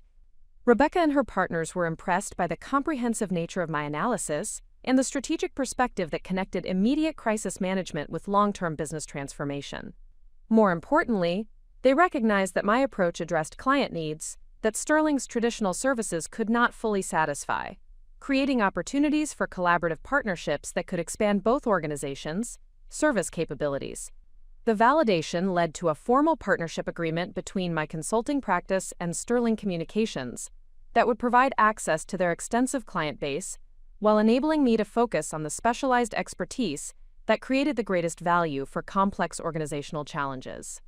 The partnership structure preserved my independence while providing administrative support and business development resources that could accelerate growth beyond what individual practice development could achieve. Under the partnership arrangement, Sterling would refer clients whose challenges required specialized expertise in ethical transformation and organizational psychology, while I would collaborate with their teams on communication strategy and stakeholder engagement initiatives that required understanding of crisis psychology and trust repair methodologies. This division of responsibilities allowed both organizations to focus on their core competencies while providing clients with comprehensive solutions that neither firm could deliver independently. The first major collaboration involved a pharmaceutical company that was facing multiple lawsuits and regulatory investigations related to clinical trial practices and marketing claims for a major product line. The situation required technical expertise in regulatory compliance, legal strategy, and communication management, but it also demanded sophisticated understanding of public trust in pharmaceutical companies and the psychological factors that influenced patient and physician decision-making during safety controversies. My contribution to the engagement focused on developing stakeholder engagement strategies that could rebuild trust with patients, healthcare providers, and regulatory agencies, while Sterling managed media relations and regulatory communication requirements. The collaborative approach enabled comprehensive crisis response that addressed both immediate damage control needs and long-term reputation recovery objectives. The pharmaceutical engagement demonstrated the effectiveness of combining specialized expertise with established capabilities, producing results that exceeded what either organization could have achieved independently. The client experienced measurable improvements in stakeholder confidence and regulatory relationships, while implementing organizational changes that strengthen their product development and safety monitoring systems. The success of this collaboration validated the market demand for integrated crisis management services that combined technical expertise with psychological insight and organizational transformation capabilities. The validation was further confirmed when 3 additional Sterling clients requested similar collaborative approaches to their own ethical and trust challenges. The partnership with Sterling Communications also provided access to industry intelligence and competitive analysis that revealed broader market trends, supporting the growth potential for specialized ethical transformation consulting. Corporate scandals and ethical challenges were increasing in frequency and complexity as business operations became more global and technologically sophisticated, creating greater opportunities for organizations to inadvertently violate stakeholder expectations or regulatory requirements. Simultaneously, stakeholder expectations about corporate responsibility and ethical behavior were rising significantly, particularly among younger consumers and employees who considered organizational values when making purchasing and career decisions. These demographic trends suggested that proactive ethical transformation would become increasingly important for competitive positioning, rather than remaining an ancillary concern that organizations addressed only during crisis situations.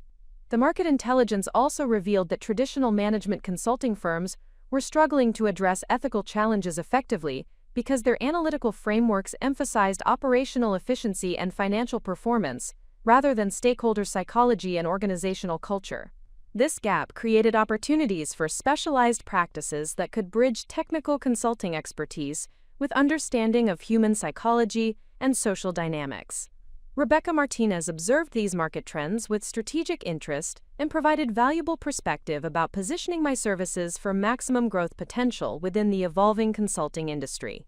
Her guidance proved instrumental in developing service offerings and pricing strategies that could capitalize on increasing market demand while building sustainable competitive advantages. The partnership's success attracted attention from other prestigious professional services firms who are recognizing similar gaps in their service capabilities and seeking collaborative relationships that could address client needs more comprehensively. These inquiries provided additional validation of my business model while creating opportunities for expansion that could accelerate growth beyond what the Sterling partnership alone could support. One particularly significant inquiry came from Harrison Legal Partners, a leading corporate law firm that specialized in regulatory defense and white-collar criminal matters. Their clients frequently faced complex ethical challenges that required both legal expertise and organizational transformation support. But the firm lacked internal capabilities for addressing the psychological and cultural factors that determined whether legal strategies would succeed in rebuilding stakeholder confidence. The Harrison Legal Partnership provided access to clients facing the most serious ethical and legal challenges, including criminal investigations, securities fraud allegations, and regulatory enforcement actions that threatened organizational survival. These engagements demanded the highest level of expertise and discretion, while offering opportunities to develop and test crisis management methodologies under the most demanding circumstances.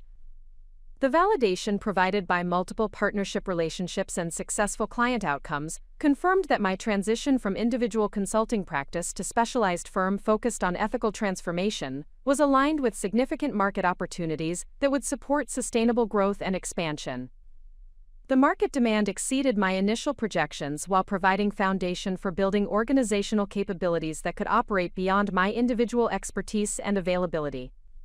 The success also validated the strategic decision to focus on specialized expertise, rather than attempting to compete directly with large management consulting firms across broad service categories.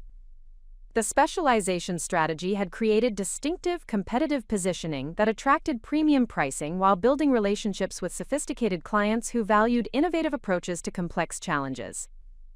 As I reflected on the market validation that had emerged over 18 months of partnership development and collaborative client work, I recognized that the foundation was established for scaling beyond individual consulting toward building an organization that could systematize and replicate my methodologies across multiple client engagements simultaneously. The market opportunity was substantial, the competitive positioning was strong, and the partnership relationships provided infrastructure for accelerated expansion. The validation phase had demonstrated that personal experiences with betrayal and recovery could indeed be transformed into professional capabilities that created substantial value for organizations facing similar challenges at institutional scale. The journey from individual crisis to market-leading expertise was nearly complete, with only the scaling and organizational development phases remaining before the ultimate test of encountering the person who had catalyzed this entire transformation. The transition from individual consulting expertise to sustainable organizational capability required systematic preparation that addressed every aspect of business operations, while maintaining the quality standards and strategic focus that had generated initial market success. During my third year of independent practice, the volume of client inquiries and partnership opportunities had exceeded my personal capacity to deliver services effectively, creating the imperative to build systems and hire personnel who could extend my capabilities without diluting the specialized approach that distinguished my firm from conventional crisis management consultancies.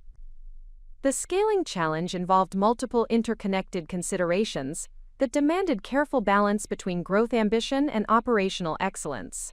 Hiring additional consultants required developing recruitment criteria and training programs that could identify and develop professionals who possessed the analytical capabilities and emotional intelligence necessary for ethical transformation work. Creating systematic service delivery processes required codifying methodologies that had previously existed primarily as personal expertise and intuitive judgment. Establishing quality control systems required developing measurement frameworks that could ensure consistent client outcomes across multiple simultaneous engagements.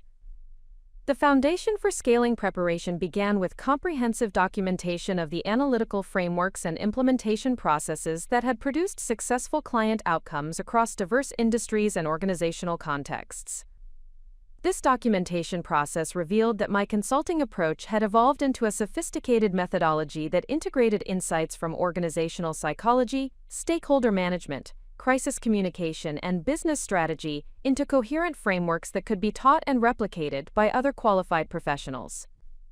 The core methodology centered on a 5-phase process that guided organizations through comprehensive ethical transformation rather than superficial compliance improvements. The assessment phase involved systematic analysis of organizational culture, decision-making processes, and stakeholder relationships to identify root causes of ethical challenges, rather than addressing only visible symptoms. The strategy development phase required creating customized approaches that aligned ethical improvements with business objectives while addressing specific stakeholder concerns and competitive dynamics. The implementation phase emphasized change management techniques that could overcome organizational resistance while building internal capabilities for sustained ethical leadership. The monitoring phase involved establishing measurement systems that could track progress across multiple dimensions while identifying emerging challenges before they became serious problems. The optimization phase focused on continuous improvement processes that could strengthen ethical practices over time while maintaining operational effectiveness and competitive positioning. Documentation of this methodology required translation of intuitive consulting expertise into systematic frameworks that could be understood and applied by professionals with different backgrounds and experience levels. The process demanded careful balance between comprehensive guidance and flexibility for adaptation to specific client circumstances and industry requirements. The recruitment strategy for building consulting team capabilities emphasized identifying professionals who possessed strong analytical foundations and demonstrated interest in organizational psychology and ethical leadership, rather than seeking individuals with extensive traditional consulting experience who might require significant retraining in specialized methodologies. This approach enabled development of team members who were aligned with the firm's distinctive approach while avoiding the challenges of modifying established consulting practices that might conflict with ethical transformation requirements. The first senior hire was Dr. Michael Chen, a former academic researcher in organizational behavior who possessed extensive knowledge of trust formation and repair processes, but lacked practical business consulting experience. Michael's theoretical expertise complemented my practical knowledge while providing intellectual foundation for continued methodology development and refinement. His academic background also enhanced the firm's credibility with clients who valued research-based approaches to complex organizational challenges. The integration of Michael's academic expertise with practical consulting requirements demanded development of training programs that could bridge theoretical knowledge with client service delivery capabilities. These programs emphasized case study analysis, role-playing exercises, and supervised client interaction that could develop practical skills while maintaining theoretical rigor and analytical sophistication. The second key hire was Sarah Rodriguez, a former corporate compliance officer who possessed extensive experience with regulatory requirements and internal investigation processes, but sought opportunities to work on proactive organizational improvement rather than reactive problem resolution. Sarah's regulatory expertise provided essential capabilities for addressing compliance requirements, while her interest in preventative approaches aligned with the firm's focus on systematic ethical transformation. Building effective team dynamics among professionals with diverse backgrounds required establishing clear role definitions and collaborative processes that could leverage individual strengths, while ensuring consistent service delivery across all client engagements. The development of these organizational systems tested my leadership capabilities while providing essential preparation for managing larger teams and more complex operational requirements. The technology infrastructure required for scaling operations involved implementing project management systems, document collaboration platforms, and analytical tools that could support multiple simultaneous client engagements while maintaining confidentiality and quality standards. The technology selection process required balancing functionality requirements with budget constraints while ensuring compatibility with client systems and security requirements that characterized corporate consulting environments. The most significant technology investment involved developing proprietary analytical software that could systematize stakeholder assessment and strategy development processes while providing consistent frameworks for measuring progress and identifying optimization opportunities. This software development required collaboration with specialized technology consultants while maintaining focus on practical application requirements rather than theoretical sophistication that might not translate to client value. Quality assurance systems required establishing review processes and performance standards that could ensure consistent client outcomes while providing feedback for continuous improvement of service delivery methodologies. These systems emphasized peer review, client feedback analysis, and systematic documentation of lessons learned that could enhance future engagement effectiveness. The development of comprehensive training materials and standard operating procedures required significant time investment while ensuring that scaling efforts would maintain the quality standards and strategic focus that had generated initial market success. These materials needed to provide sufficient guidance for consistent service delivery while maintaining flexibility for adaptation to specific client requirements and changing market conditions.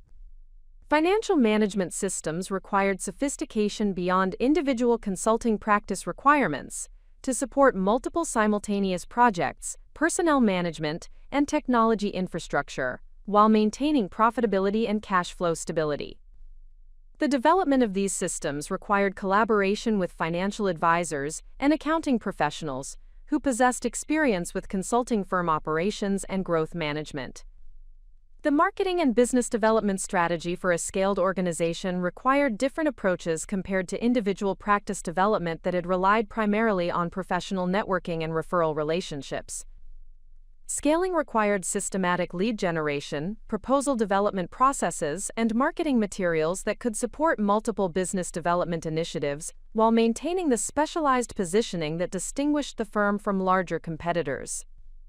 The development of comprehensive service descriptions and pricing frameworks required analysis of market positioning relative to both specialized boutique firms and large management consulting companies. The pricing strategy needed to reflect the premium value of specialized expertise while remaining competitive for sophisticated clients who possessed alternatives for addressing ethical and crisis management challenges. Partnership relationship management required formal agreements and coordination processes that could support expanded service delivery while maintaining the collaborative relationships that had provided essential market validation and client access. These relationships needed to accommodate increased volume and complexity while preserving the mutual value creation that had characterized initial partnership development. The legal and regulatory requirements for business expansion required consultation with corporate attorneys and compliance specialists, who could ensure appropriate corporate structure, employment practices, and professional liability protection. These considerations demanded careful attention to risk management while maintaining operational flexibility for continued growth and adaptation to changing market conditions. Client contract management required standardization of engagement terms and deliverable definitions while maintaining flexibility for customization based on specific client requirements and project complexity. The development of these contract frameworks required balancing comprehensive protection with accessibility for clients who might prefer simpler agreements or different payment structures. The preparation for scaling also required development of leadership capabilities and organizational management skills that extended beyond individual consulting expertise to encompass team development, strategic planning, and operational oversight responsibilities. This leadership development involved formal education, mentorship relationships, and practical experience managing increasingly complex organizational requirements. The most challenging aspect of scaling preparation involved maintaining the personal relationships and individualized attention that had characterized successful client outcomes while developing systems that could deliver comparable value through larger organizational capabilities. This balance required careful consideration of which aspects of service delivery required personal involvement versus systematic processes that could be managed by qualified team members. The preparation phase culminated in development of a comprehensive business plan that outlined growth objectives, resource requirements, and risk management strategies for the next 3 years of organizational development. This plan provided roadmap for systematic expansion, while maintaining focus on the specialized expertise and quality standards that had generated initial market success. The business plan projected doubling of consulting team size within 18 months, while expanding service capabilities to include leadership development programs and ethical governance advisory services that could generate recurring revenue relationships rather than project-based consulting engagements. These expansion objectives required careful balance between growth ambition and operational capability, while ensuring that scaling efforts would strengthen rather than dilute competitive positioning. Up next, you've got 2 more standout stories right on your screen. If this one hit the mark, you won't want to pass these up. Just click and check them out. And don't forget to subscribe and turn on the notification bell so you don't miss any upload from us.